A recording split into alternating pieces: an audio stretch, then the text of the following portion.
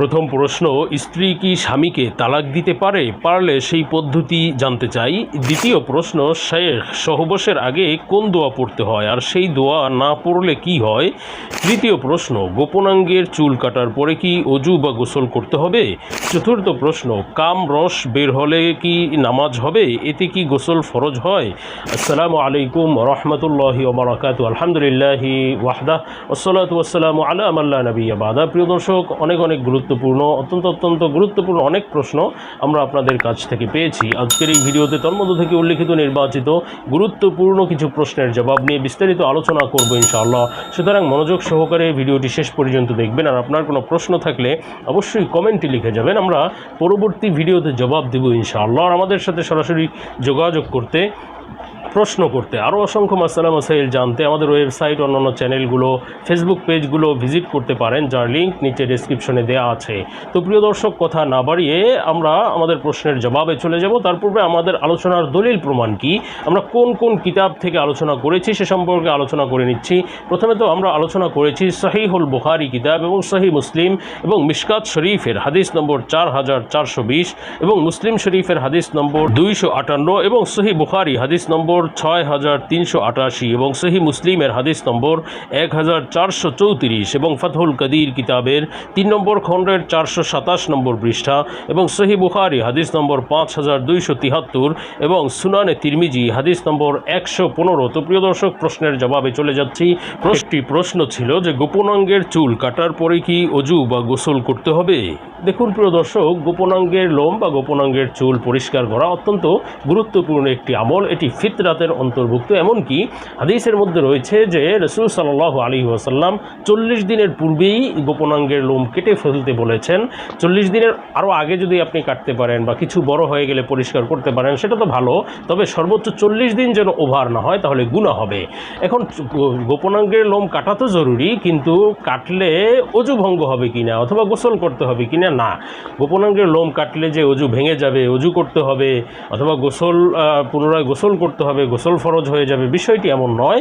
বরং আপনি গোপনাঙ্গের লোম কাটার পূর্বে যদি আপনার অজু থেকে থাকে, অজু অবস্থায়, গোসল অবস্থায় যদি আপনি গোপনাঙ্গের লোম কাটেন, তাহলে আপনি সে অবস্থায় নামাজ আদায় করতে পারবেন, নতুনভাবে অজু গোসল করতে হবে না। তবে হ্যাঁ, গোপনাঙ্গের লোম যেহেতু একটা পরিষ্কার পরিচ্ছন্নতার বিষয় লোম কাটাটা, এই জন্য এটা সাধারণত মানুষ গোসলের পূর্বে করে থাকে। এটা করার পরে গোসল করে নেয়, পরিষ্কার পরিচ্ছন্ন হয়ে গেল। তবে তার মানে এই নয় যে এটা কাটলে বা গোপনাঙ্গের লোম কাটলে গোসল করতে হয়, অজু করতে হয়, অজু ভেঙে যায়, গোসল ফরজ হয়, বিষয়টি এমন নয়। এরপরে প্রশ্ন ছিল যে শেখ সহবাসের আগে কোন দোয়া পড়তে হয় আর সেই দোয়া না পড়লে কি হয়?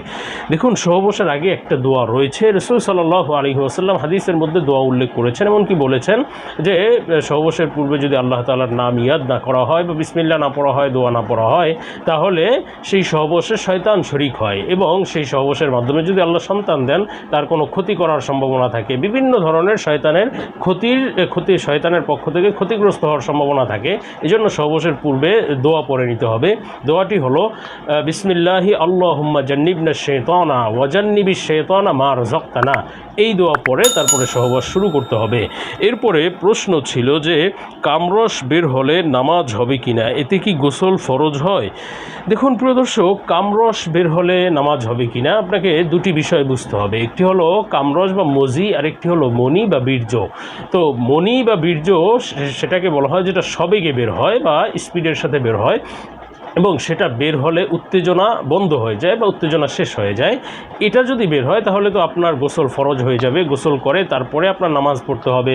কোরআন তেলাওয়াত, কোরআন স্পর্শ করা, তাওয়াফ করা বাইতুল্লাহ, এগুলো গোসল ফরজ অবস্থায় বৈধ নয়, গোসল করে করতে হবে। আর যদি মজি বের হয় বা কামরস, যেটা সাধারণত পানি কালারের হয়ে থাকে এবং সেটা ধীরে ধীরে বের হয় এবং সেটা বের হলে উত্তেজনা আরও বৃদ্ধি পায়, এই মজি বা কামরস বের হলে আপনার উপর গোসল তো ফরজ হবে না ঠিকই, কিন্তু আপনার অজু ভেঙে যাবে।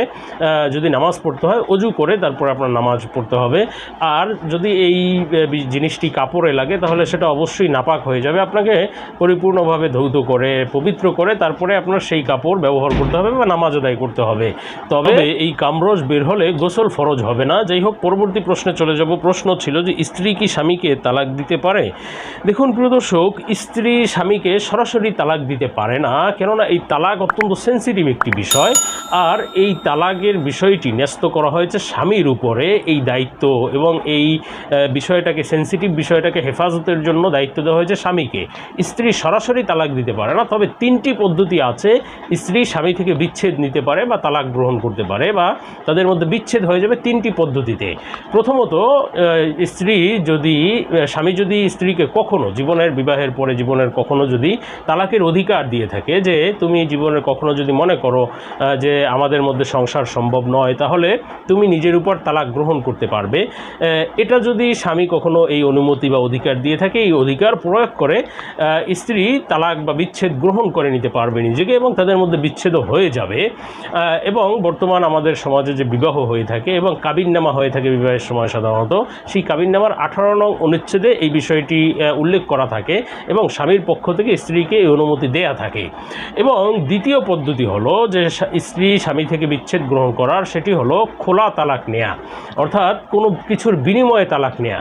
যেমন স্ত্রী যদি বলে যে আমি এই অর্থ আপনাকে দিলাম, অর্থের বিনিময়ে আমাকে তালাক দেন, অথবা আমার মহারণা যে রয়েছে সেই মহারণা আপনাকে দিতে হবে না, সেই মহারণার বিনিময়ে তালাক দেন, অথবা যে কোনো কিছুর বিনিময়ে যদি তালাকের প্রস্তাব স্ত্রী স্বামীকে করে, সেই প্রস্তাব যদি স্বামী গ্রহণ করে নেয়, তাহলেও তালাক হয়ে যাবে, এর মাধ্যমে বিচ্ছেদ হয়ে যাবে খোলা তালাকের মাধ্যমে।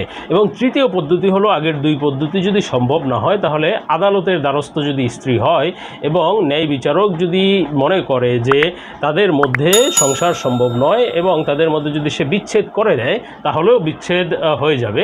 তো স্ত্রী সরাসরি তালাক না দিতে পারলেও এই 3 পদ্ধতিতে নিজের উপর থেকে বা স্বামী স্ত্রী বিচ্ছেদ গ্রহণ করতে পারে। তবে তালাক বা বিচ্ছেদ কখনোই ভালো কিছু বয়ে আনে না। সবসময় চেষ্টা করতে হবে দ্বীন ইসলামের উপরে থেকে, আদর্শের উপরে থেকে সংসার জীবন যাপন করা, তালাক বা বিচ্ছেদের কথা চিন্তাই না করা। আল্লাহ তাআলা আমাদেরকে বুঝার এবং আমল করার তৌফিক দিন। আল্লাহুম্মা আমিন।